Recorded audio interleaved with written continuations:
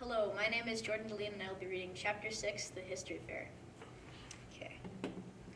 It was April and Patrick Picklebottom School was hosting their annual history fair in their gymnasium. Kids from all grades were encouraged to enter whatever history-based project they liked. Some kids built models of the Egyptian pyramids or the Leaning Tower of Pisa. Some painted pictures of famous people from history like George Washington, and a few even put on funny little skits reenacting important historic events like the first telephone call by Alexander Graham Bell. Each student presenting at the fair had a square booth with a table in front for small displays and a curtained wall behind it for hanging pictures and other items. As Patrick looked at his booth, he quite liked his contribution to this year's fair. Hanging on the back wall was a very large hand-drawn map of the world with callouts for all of the largest and most important battles in World War II, the year in which each one was fought, who won, and how the outcome affected the rest of the war. He was proudly showing his map to his best friend Claire when he heard someone snicker behind him. Patrick turned to the front of the booth and saw Roger Wigglesworth looking at his map and laughing. Roger was a particularly obnoxious boy in Patrick's grade, who was best known for teasing littler kids and bragging about himself, usually by telling stories that weren't remotely true.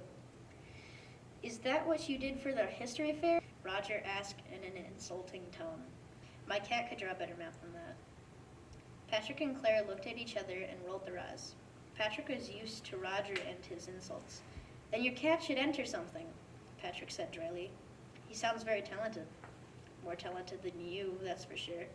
If you want to see a real piece of history, come by my booth. Nobody else has anything like it at the whole fair," Roger said as he walked away. What do you think it is?" Claire asked Patrick as she watched Roger walk down the aisle but towards his booth. "I don't know, and I don't really care," Patrick replied, straightening out his map and frowning. "Do you think I should have used those red markers instead of purple ones?"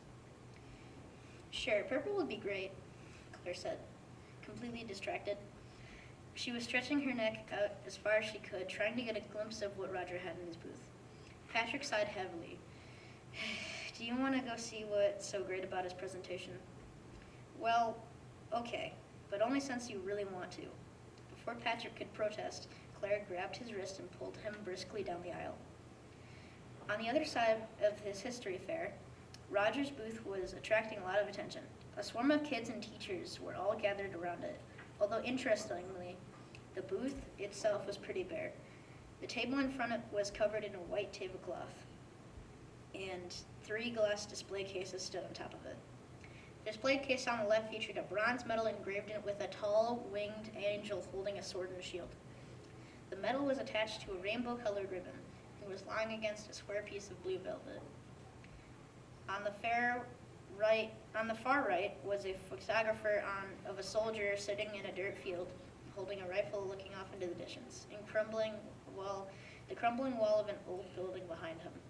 The photograph looked old and was yellowed around the edges. In between the two displays, clearly positioned as the main attraction, was a larger display showcasing a single sheet of paper. "What's all this?" Patrick asked Roger, trying not to sound too interested. "This," said Roger smugly, is true American history.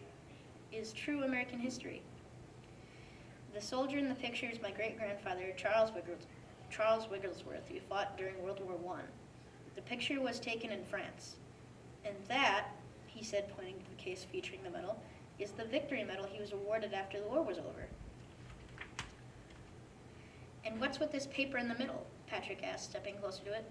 "Read it for yourself. It's a genuine letter that he wrote to my great-grandmother while he was there, and it's been in our family ever since. It's a true part of history, and way better than any silly old map with a magic marker." "Wow," breathed Claire, looking at the letter through the glass. Then, turning to Patrick, she said in an almost whisper, "I never like to give Roger much credit, but you do have to admit, this is pretty cool."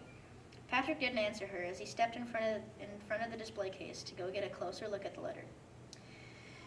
The The paper was considerably torn at the edges and very wrinkled and brown, especially the creases in the paper where it had been folded to fit into an envelope. The ink was faded and smudged in some places, but he was able to make out what it said. December 12, 1917. My dearest Evelyn, I hope this letter reaches you well. Thinking about you every day and looking forward to seeing you again. There are the only thoughts that are getting me through these grueling, terrible days in the battlefield. Even now, as I hear bombs exploding all around me, I see the devastation of war firsthand. It's hard to believe that all of this is real. How did I go from working in my father's shoe factory mere 3 months ago to suddenly fighting on the front lines in the middle of World War I?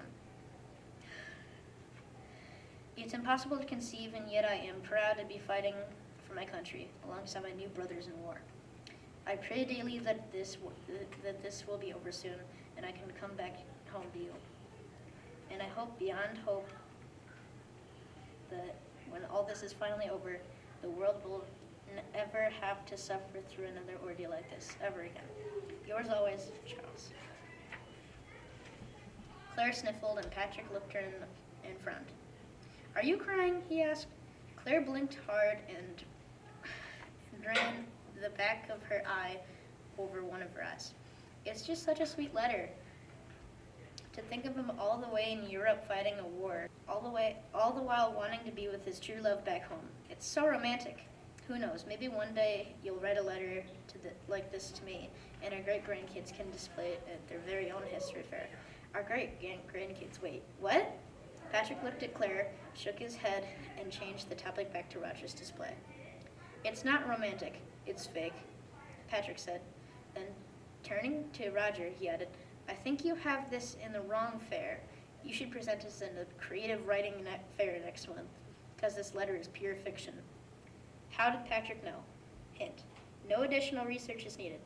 All the clues you need for this one are right in the story. Turn to page 94 for the answer. Thank you for listening.